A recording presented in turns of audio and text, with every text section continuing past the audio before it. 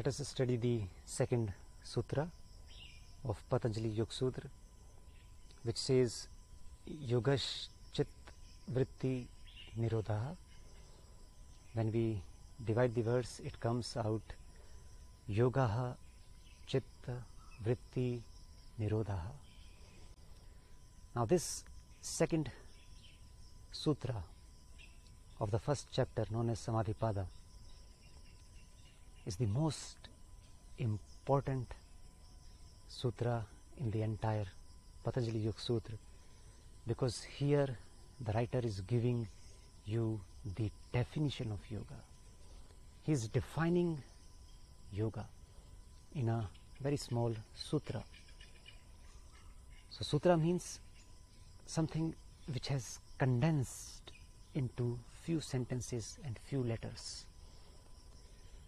Yoga, which is such a vast subject, ranging from the most physical to the most spiritual, taking into account the entire dimension of life, from the smallest particles to the heavenly bodies and beyond.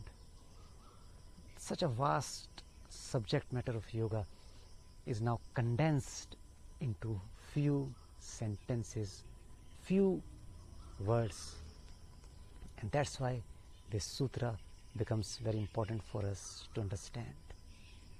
Yogaha Chitta Vritti Nirodha. Yoga is the cessation of mental modifications, or we can say cessation of mental modifications is yoga. So here few words are important. Yoga, we know the word yoga. Yoga Chitta. Now Chitta is a technical term which we have to understand. And Vritti. Vritti means mental modifications. So the writer is saying that calming of the mental modifications, or cessation of mental modifications, cessation of chitta vrittis, removal of chitta vrittis is yoga. So what is chitta?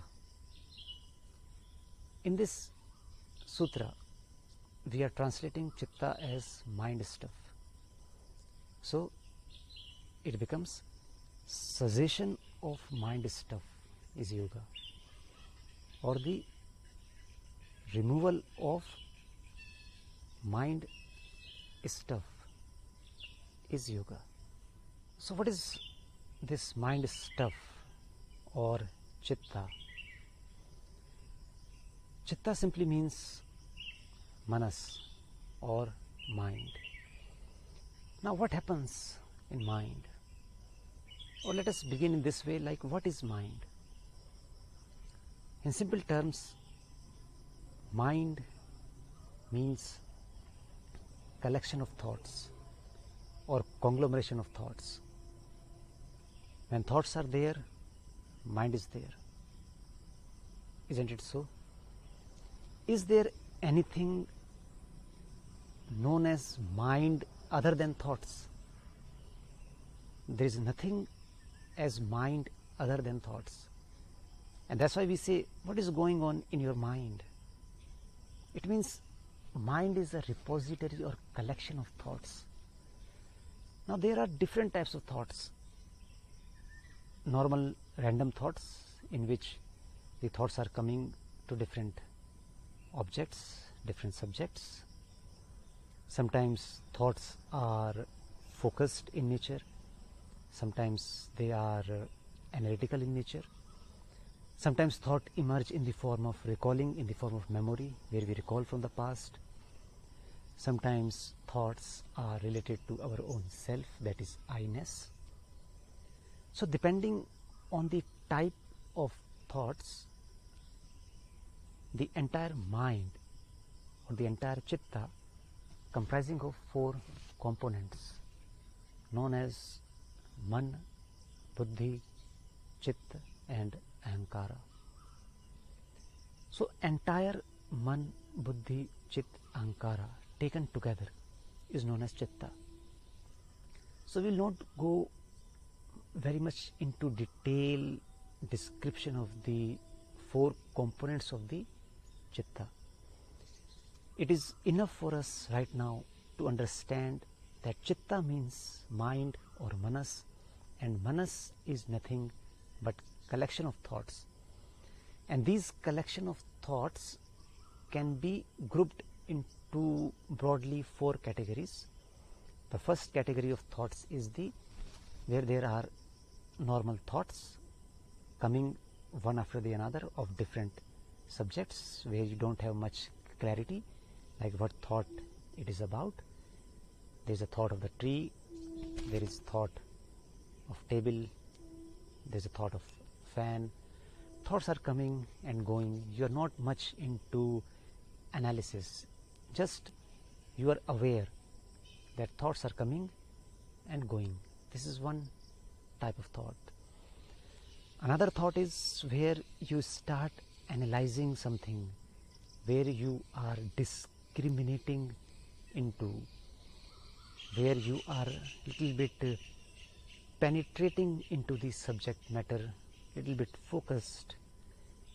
This is the second categories of thoughts.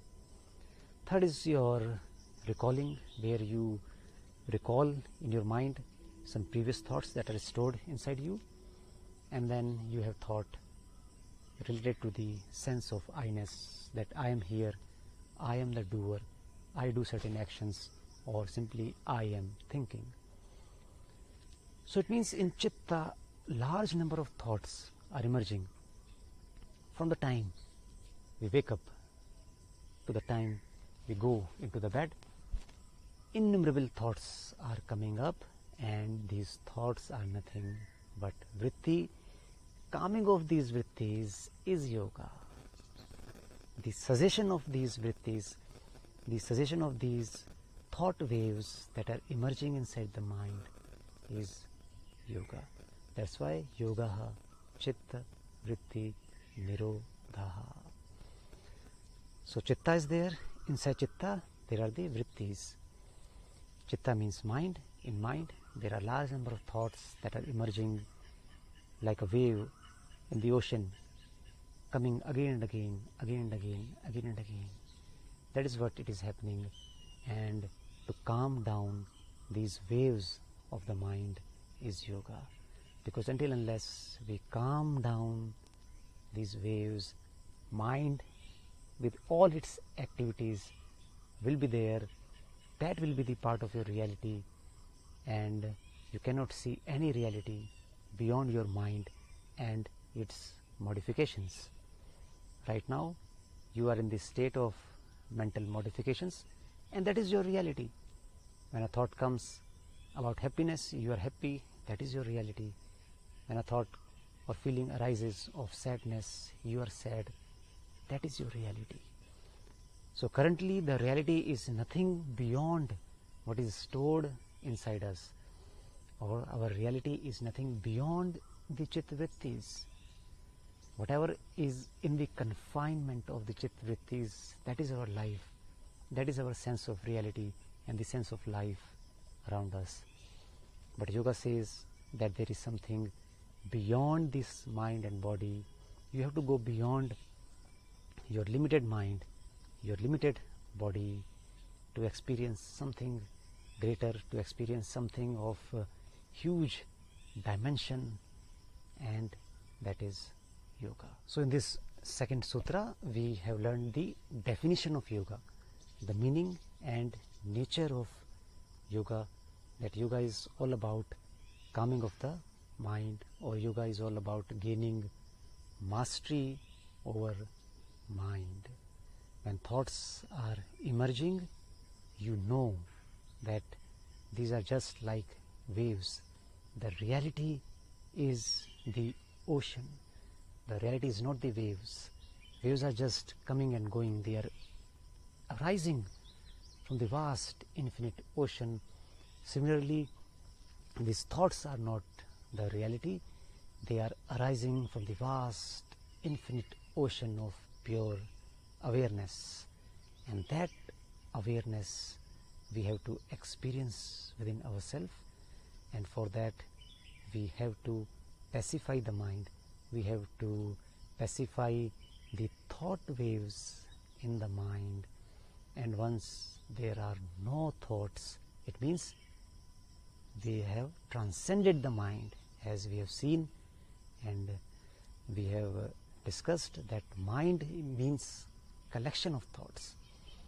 So if there are no thoughts at all, it means there is no mind, or you have transcended the limited mind, or you have transcended your limited psychology, and you are into the vast field of pure awareness, pure intelligence, wisdom, from where the entire life emerge.